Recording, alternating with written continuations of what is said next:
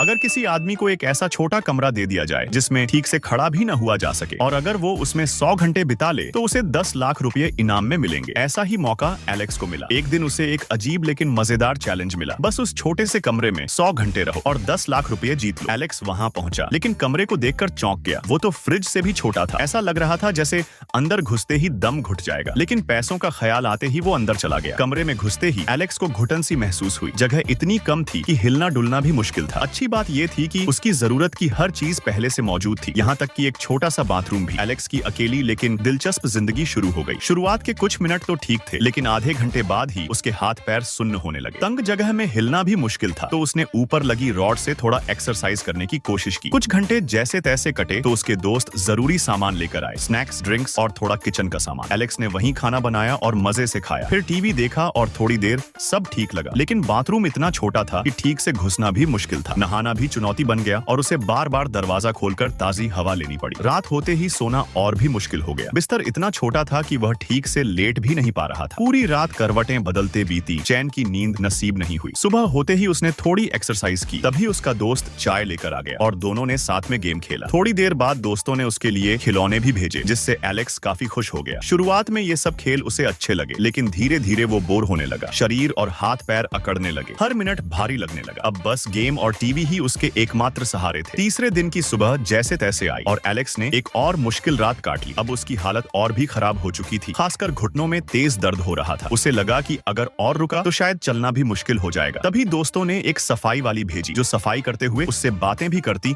और उसका मन बहलाती। इससे उसे थोड़ी राहत मिली। सबसे बड़ा सरप्राइज तब मिला जब उसकी पत्नी मिलने आई और उसे हिम्मत दी। अब एलेक्स को यकीन हो गया कि वो आखिर तक टिक पाएगा। अब एलेक्स ने फिर से टीवी देखा, गेम खेला और जब थकता तो ठंडे पानी से नहा लेता। मगर आखिरी 1 घंटा सबसे मुश्किल था, लेकिन इनाम की सोच उसे हौसला दे रही थी। जैसे ही आखिरी 10 सेकंड का काउंटडाउन शुरू हुआ, उसके चेहरे पर खुशी छलक उठी। आखिरकार उसने ये कठिन चैलेंज पूरा कर लिया। उसकी आंखों में आंसू थे, सिर्फ इनाम की खुशी नहीं बल्कि इस बात का गर्व भी था कि उसने हार नहीं मानी। तो दोस्तों, जरा बताइए, अभी आपके फोन में टाइम क्या हुआ है?